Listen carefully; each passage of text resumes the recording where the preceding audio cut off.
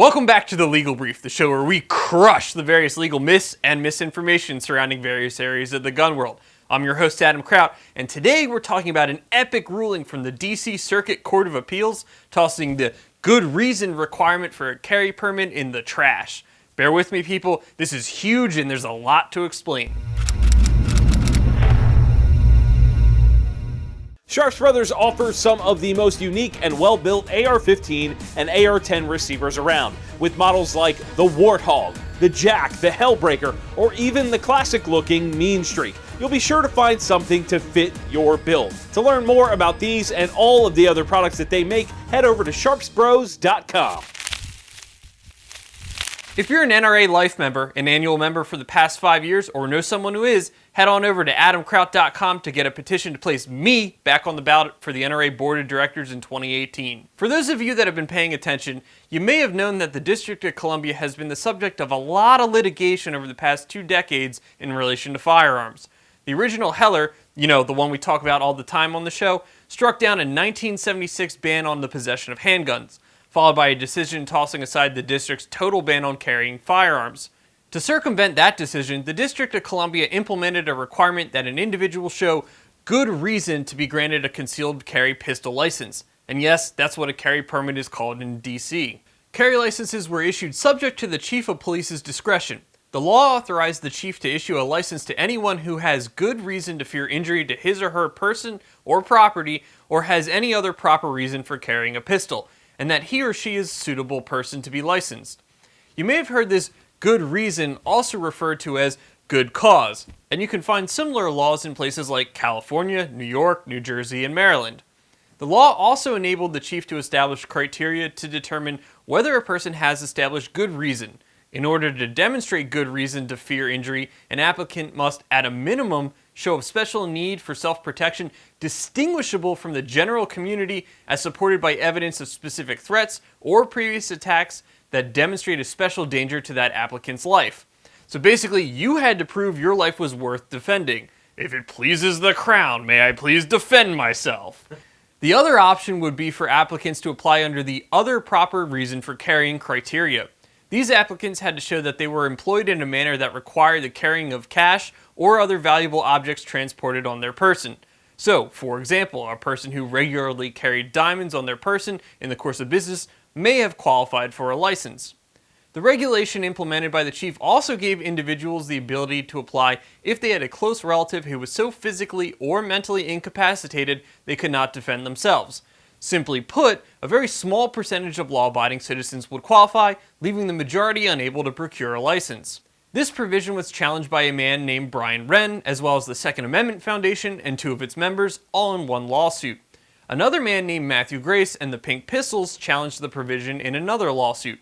For those of you who are unaware, the Pink Pistols are a LGBTQ organization who advocates for the use of lawfully owned and lawfully concealed firearms for the self-defense of the sexual minority community. Both suits requested a preliminary injunction to be issued. If you don't recall what a preliminary injunction is, go check out the video I did on the California injunction. There's a link in the description, or if you're watching on YouTube, you can click on the card up in the corner. The district court denied the preliminary injunction requested by Wrenn, but granted the one asked for by Grace. As a result, in both instances, the parties appealed to the Circuit Court of Appeals, which consolidated the cases and heard them together.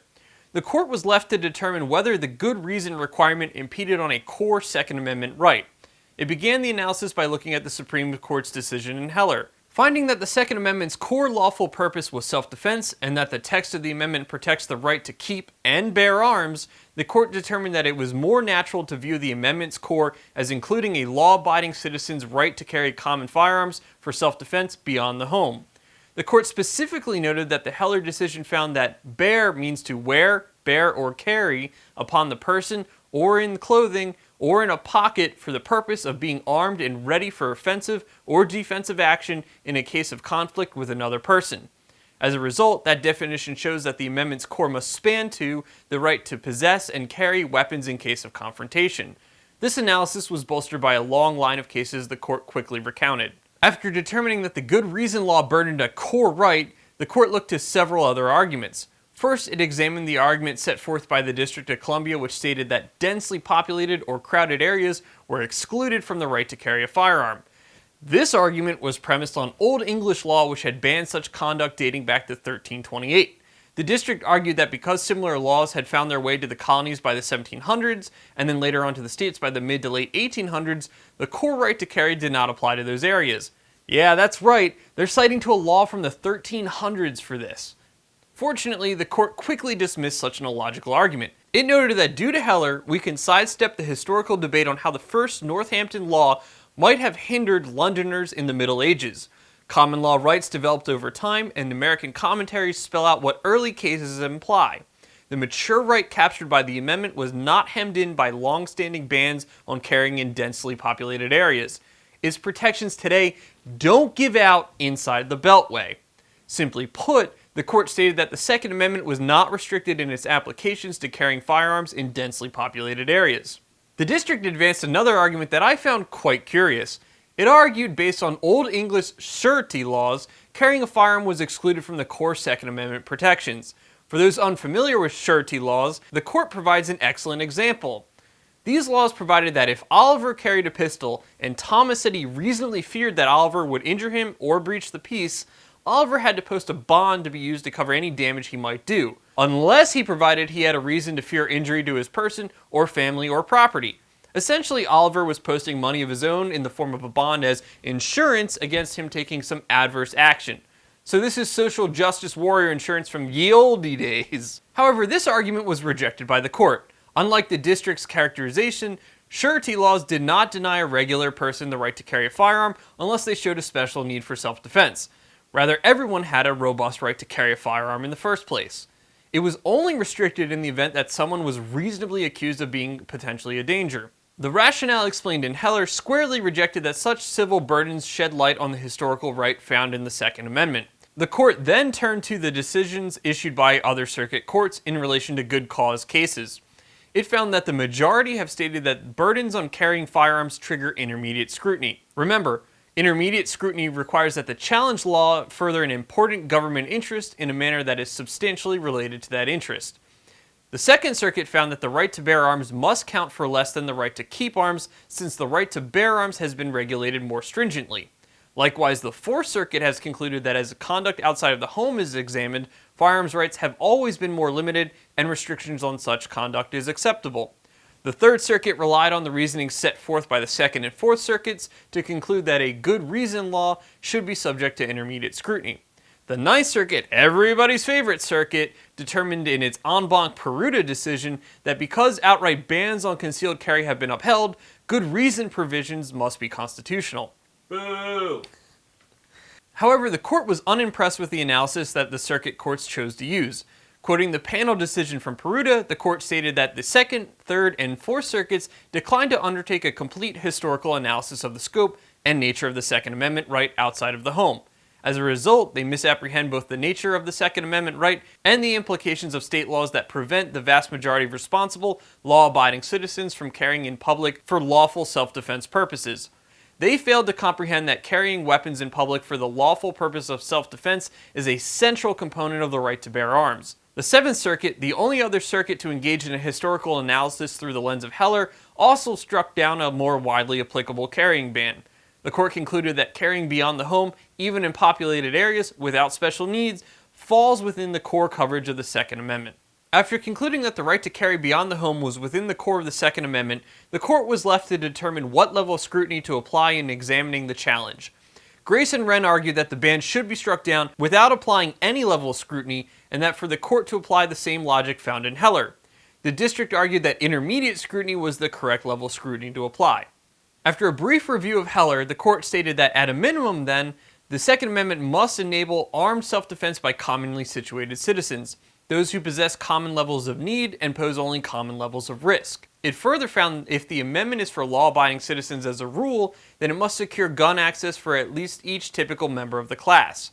The good reason law imposed by the district bans most people from exercising that right at all. Under the Heller analysis, a complete prohibition of Second Amendment rights are always invalid. As such, there's no need to apply any scrutiny analysis at all. The court went on to say that by declining to apply tiers of scrutiny to a total ban on ownership, Heller 1 closed off the possibility that courts would erroneously find some benefits weighty enough to justify other effective bans on the right to keep common arms. We would flout this lesson of Heller 1 if we proceeded as if some benefits could justify laws that necessarily destroy the ordinarily situated citizen's right to bear common arms, a right guaranteed by the amendment on the most natural reading of Heller. The court noted that good reason law was not a total ban, but acknowledged that a ban on ownership in Heller had limited exceptions before it was struck down as unconstitutional. As such, the same analysis should be applied in this case. The court summarized the analysis by stating at the Second Amendment's core lies a right of responsible citizens to carry firearms for personal self-defense beyond the home, subject to long-standing restrictions. These traditional limits include, for instance, licensing requirements, but not bans on carrying in urban areas like DC, or bans on carrying absent a special need for self-defense. In fact, the amendment's core, at a minimum, shields the typically situated citizen's ability to carry common arms generally. The district's good reason law is necessarily a total ban on exercises of that constitutional right for most DC residents. That's enough to sink this law under Heller. The court continued, because the district's good reason law merits invalidation under Heller 1, regardless of its precise benefits, we would be wasting judicial resources if we remanded for the court to develop the records in these cases. As a result, the court vacated the orders below and remanded the cases to the district court with orders to enter a permanent injunction against the enforcement of the district's good reason law.